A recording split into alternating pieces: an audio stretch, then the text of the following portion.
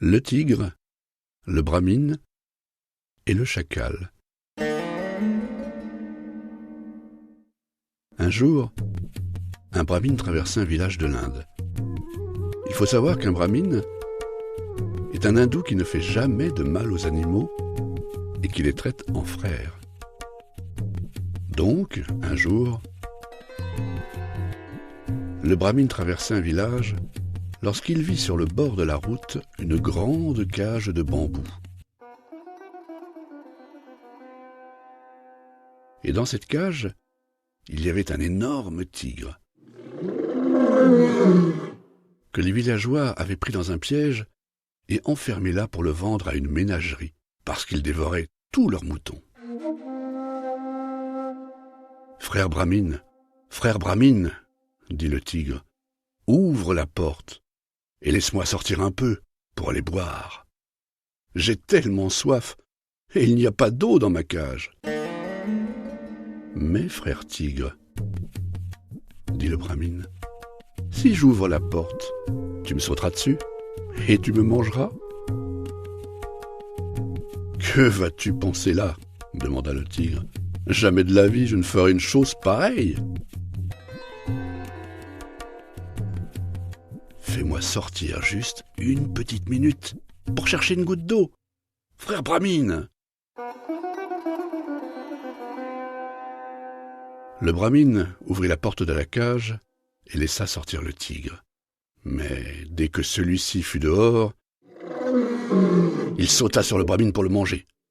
« Frère tigre, dit le pauvre brahmine, tu m'as promis de ne pas me manger. Ce que tu fais là n'est ni honnête, ni juste. »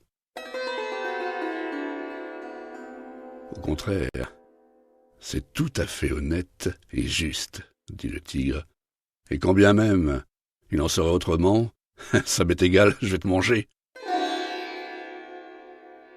Mais le brahmine supplia tellement le tigre que celui-ci finit par consentir à attendre jusqu'à ce qu'ils eussent consulté les 5 premières personnes qu'ils rencontreraient. La première chose qu'ils virent sur le bord du chemin fut un grand figuier Bagnan. « Frère Bagnan, dit le brahmine, est-il juste et honnête que le tigre veuille me manger après que je l'ai fait sortir de sa cage ?» Le figuier Bagnan les regarda et dit d'une voix lasse, « Pendant l'été, quand le soleil est brûlant, les hommes viennent s'abriter à mon ombre et se rafraîchissent avec mes fruits.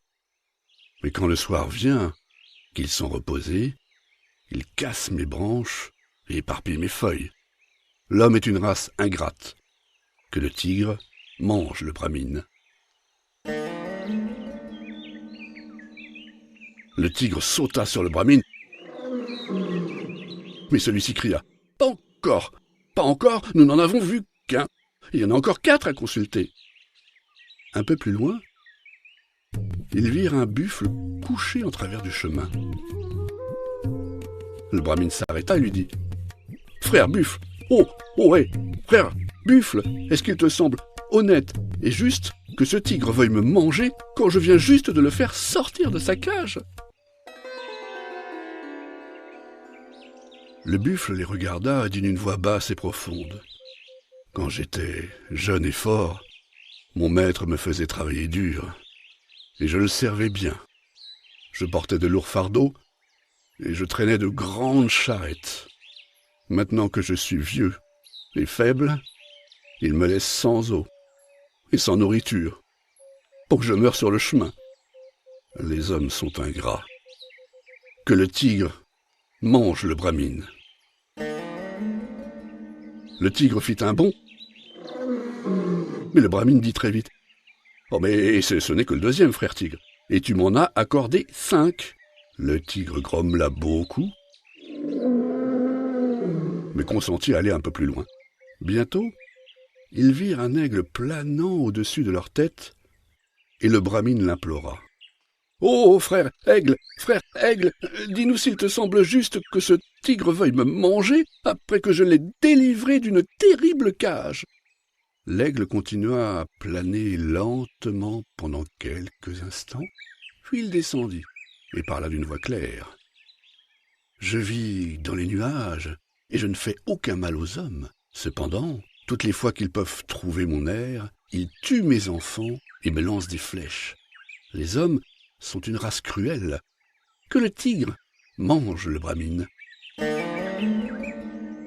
Le tigre sauta de nouveau, et le brahmine eut bien de la peine à le persuader d'attendre encore.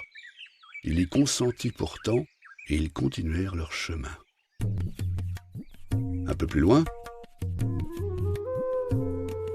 ils virent un vieux crocodile à demi enterré dans la vase, près de la rivière.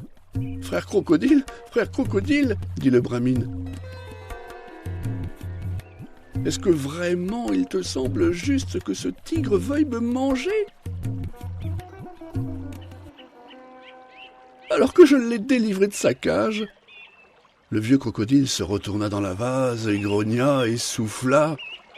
Après quoi il dit, de sa voix éraillée, « Je reste tout le jour couché dans la vase, aussi innocent qu'une colombe. Je ne chasse pas les hommes.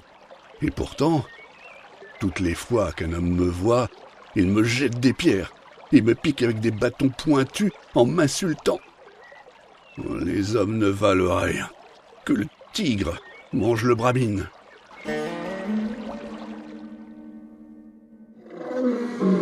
« En voilà assez, dit le tigre. Tu vois bien qu'ils sont tous du même avis. Allons. »« Mais il en manque un, frère tigre, dit le pauvre brahmine. Plus qu'un, le cinquième. » Le tigre finit par consentir, bien malgré lui. Bientôt, ils rencontrèrent un petit chacal trottant gaiement sur la route. « Oh, frère chacal, dit le brahmine, dis-nous ce que tu penses. Est-ce que vraiment tu trouves juste que ce tigre veuille me manger après que je l'ai délivré de sa cage ?» « Plaît-il » demanda le petit chacal. « Je dis, » répéta le brahmine, en élevant la voix, « crois-tu qu'il soit juste que ce tigre me mange quand c'est moi qui l'ai fait sortir de sa cage ?»« Cage ?» répéta le petit chacal d'un ton distrait. « Oui, sa cage » dit le brahmine. « Nous voulons connaître ton avis. »« Oh » dit le petit chacal. « Vous voulez avoir mon avis ? Alors, je vous prierai de parler bien distinctement, car je suis quelquefois assez lent à comprendre. De quoi s'agit-il ? Penses-tu, dit le brahmine, qu'il soit juste que ce tigre veuille me manger quand c'est moi qui l'ai fait sortir de sa cage ? » « Quelle cage ? » demanda le petit chacal. « Celle où il était, dit le brahmine. « Tu vois bien. »« Je ne comprends pas bien, interrompit le petit chacal. « Tu dis que tu l'as délivré ? » Oui, dit le brahmine. « C'est arrivé comme ça. Je marchais le long de la route et je vis le tigre. »« Oh, ma tête, dit le petit chacal. Je ne pourrai jamais rien comprendre. Si tu commences une si longue histoire, il faut parler plus clairement. Quelle sorte de cage ? » « Une grande cage ordinaire, dit le brahmine. Une cage en bambou. »« Ça ne me dit rien du tout, fit le petit chacal. Vous feriez mieux de me montrer la chose. Alors, je comprendrai tout de suite. » Ils rebroussèrent chemin et arrivèrent à l'endroit où se trouvait la cage. « À présent, voyons un peu, dit le petit chacal. Frère brahmine, où étais-tu placé ? Juste ici, sur la route, dit le brahmine. Tigre, où étais-tu ? Dit le petit chacal. Eh bien, dans la cage, naturellement, dit le tigre, qui commença à s'impatienter et qui avait bien envie de les manger tous les deux. Oh, je vous demande pardon, monseigneur, dit le petit chacal. Je suis vraiment bien peu intelligent. Je ne peux pas me rendre compte. Si vous vouliez bien, comment étiez-vous dans cette cage ? Dans quelle position ? Idiot, comme cela, dit le tigre, en sautant dans la cage. Là, dans ce coin, avec la tête tournée de côté. Oh, merci, dit le petit chacal. Je commence à y voir plus clair, mais il y a encore une chose. Pourquoi y restiez-vous? Ne peux-tu pas comprendre que la porte était fermée? Hurla le tigre. Ah! La porte était fermée. Je ne comprends pas très bien. La porte était fermée. Comment était-elle fermée? Comme cela, dit le brahmine en poussant la porte. Ah, comme cela. Très bien, dit le petit chacal. Mais je ne vois pas de serrure, ce n'est pas très solide. Pourquoi le tigre ne pouvait-il pas sortir? Mais parce qu'il y a un verrou, dit le brahmine en poussant le verrou. Ah, il y a un verrou, dit le petit chacal. Vraiment, il y a un verrou. Eh bien, mon bon ami, dit-il au brahmine, maintenant que le verrou est poussé, je vous conseille de le laisser comme il est. Et pour vous, monseigneur, continua-t-il en s'adressant au tigre plein de fureur, je crois qu'il se passera un certain temps avant que vous ne trouviez quelqu'un d'autre pour vous ouvrir. Et se tournant vers le brahmine, il lui fit un profond salut. Adieu, frère, dit-il. Votre chemin va par ici, et le mien va par là. Bonne journée.